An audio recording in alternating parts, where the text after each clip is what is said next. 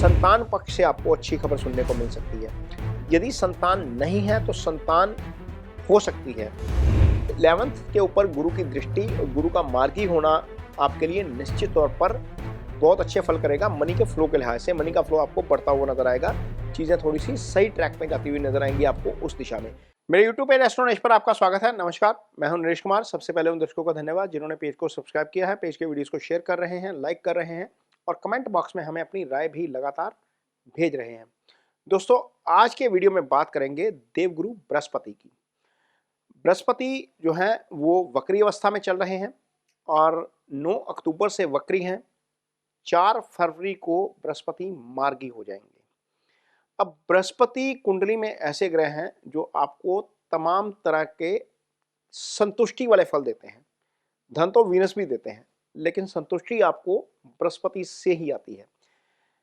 बृहस्पति इतने इंपॉर्टेंट है आपके लिए कि आपकी कुंडली में 12 भाव होते हैं। 12 में से 4 भावों के कारक बृहस्पति होते हैं। दूसरा भाव धन का भाव होता है, उसके कारक बृहस्पति हैं।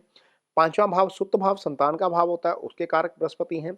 9वां भाव भाग्य स्थान होता है, उसके कारक बृहस्पति हैं। 11वां भाव आपके आय का भाव होता है, उसके कारक बृहस्पति हैं।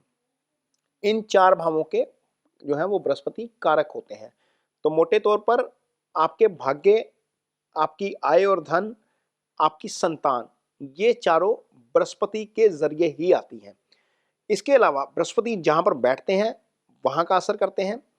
जहां पर बृहस्पति की 3 दृष्टियां जाती हैं वहां का असर करते हैं। अब इमेजिन करिए कि एक प्लैनेट आपकी कुंडली के 8 घरों को डोमिनेट करता है, वो कितना पावरफुल प्लैनेट है। और सबसे बड़ी बात, जब बृहस्पति आपके चंद्रमा के ऊपर से आते हैं तो आपको संतुष्टि देते हैं।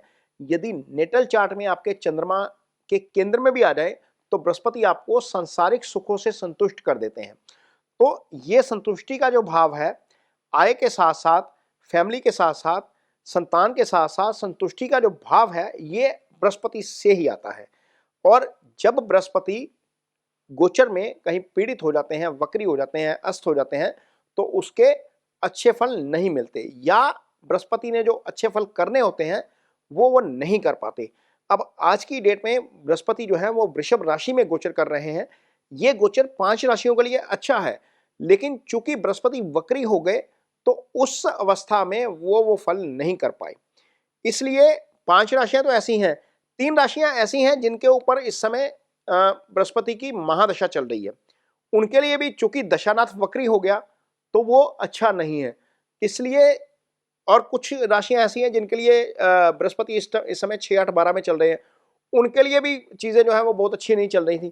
खैर, जिनके लिए खराब चल रही हैं उनके लिए तो खराब ही है, क्योंकि पहले से ही खराब है। लेकिन जिनके लिए अच्छी चलनी चाहिए थी उनके लिए भी ये थोड़ा सा डिस्टर्ब सिचुएशन होगी। अब ऐसी कौन सी राशियां हैं जिनको बृहस्पति के मार्गी होने का अच्छा फल मिलेगा? सबसे पहली राशि आती है मेष राशि। अगली राशि जिसको इसका फायदा होगा वो है मकर राशि। मकर राशि के जातकों के लिए गुरु का गोचर इस समय 5म भाव में हो रहा है। 5म भाव का गुरु का गोचर जो है वो 5म भाव संतान का भाव होता है। 5म भाव कुंडली का दूसरा सबसे शुभ भाव होता है। 5म में जब गुरु गोचर करते हैं तो 5म से संबंधित फलों के अलावा आपके 9th से संबंधित फल जो भाग्य स्थान है, आपके 11th से संबंधित फल जो आपकी आय का स्थान है, जो आपकी तरक्की का स्थान है, प्रमोशन का स्थान है, जो इच्छाओं का स्थान है, आपके चंद्रमा यानी कि आपकी राशि के ऊपर गुरु की दृष्टि रहती है। और गुरु जो है वो आपके लिए मकर राशि के जातकों के लिए 12वें और तीसरे दोनों भावों के स्वामी बनते हैं। उस लिहाज से भी गुरु अच्छे हो जाएंगे। और यहाँ पर सबसे पहले तो संतान पक्ष से आपको अच्छी खबर सुनने को मिल सकती है। यदि संतान नहीं है तो संतान हो सकती है। हालांकि ये 120 दिन का ही पीरियड है और इन 120 दिन के पीरियड के दौरान आपको कंसेप्शन होती हुई नजर आ सकती है। यदि ऑलरेडी कंसेप्शन वाली स्थिति में है तो चीजें सही दिशा में मटेरियलाइज होंगी। यहाँ पर आपको थोड़ा सा इस दिशा में अच्छे फल देखने को मिल सकते हैं। गुरु जब यहाँ पर बैठे हैं 5म में तो सीधी दृष्टि जा रही है आपके 11th हाउस के ऊपर। ये आय का भाव होता है। गुरु 5म और 11th दोनों के कारक हैं। 5म से भी पैसा देखा जाता है, इजी गेन 5म से देखा जाता है, लेकिन जो नेचुरल मनी फ्लो होता है आपका, जो कर्म से आपको फल मिलता है, यानी कि जो आप काम करते हैं उसका जो प्रॉफिट होता है वो आपका 11वें भाव से आता है। वो लाभ स्थान कहा जाता है उसको। तो 11th के ऊपर गुरु की दृष्टि, गुरु का मार्गी होना आपके लिए निश्चित तौर पर बहुत अच्छे फल करेगा। मनी के फ्लो के लिहाज से मनी का फ्लो आपको बढ़ता हुआ नजर आएगा। चीज़ें थोड़ी सी सही ट्रैक में जाती हुई नजर आएंगी आपको उस दिशा में।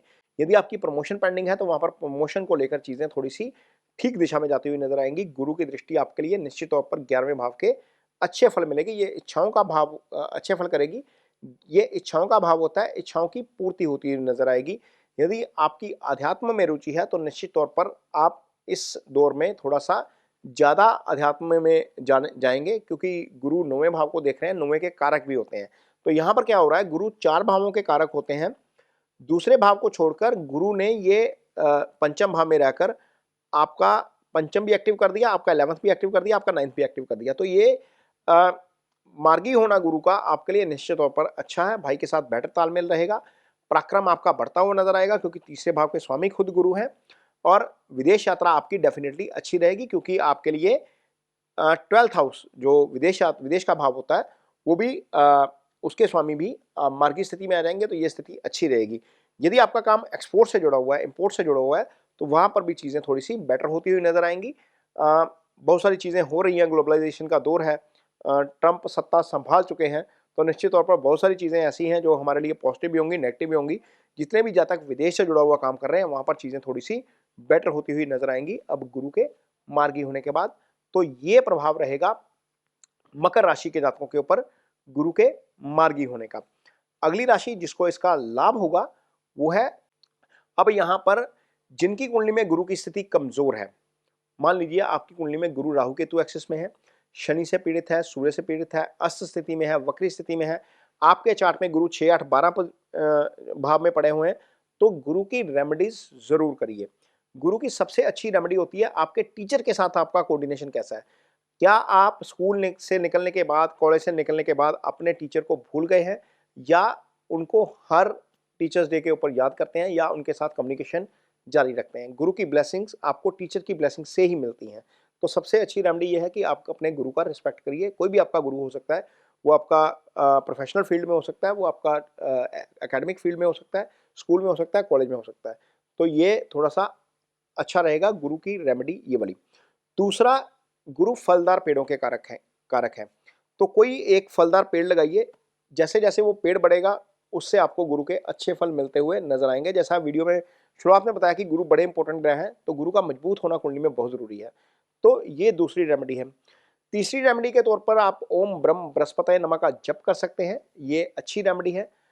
चौथी रेमेडी के तौर पर आप किसी को असिस्ट कर सकते हैं ज्ञान में, भले ही आप एकेडमिक एजुकेशन में असिस्ट करिए, स्कूल कॉलेज की फीस के रूप में, स्टेशनरी के रूप में, कॉपी पेंसिल के रूप में, या आप अपने ज्ञान को डिस्ट्रीब्यूट करने के रूप में। मान लीजिए आपके पास किसी चीज़ की एक्सपर्टीज़ है, आप उस एक्सपर्टीज़ को शेयर करते हो जिससे सामने वाला सीखता है, तो निश्चित तौर पर आपके गुरु की पोजीशन मजबूत होती है। तो ये कुछ गुरु की रेमेडीज़ हैं जो ईजिली की जा सकती हैं। ये वीडियो आपको कैसा लगा कमेंट बॉक्स में अपनी राय ज़रूर दीजिए। यदि ये वीडियो अच्छा लगे तो इसे शेयर ज़रूर करिए, पेज को सब्सक्राइब जरूर करिए। इसके साथ ही मुझे दीजिए इजाज़त। नमस्कार।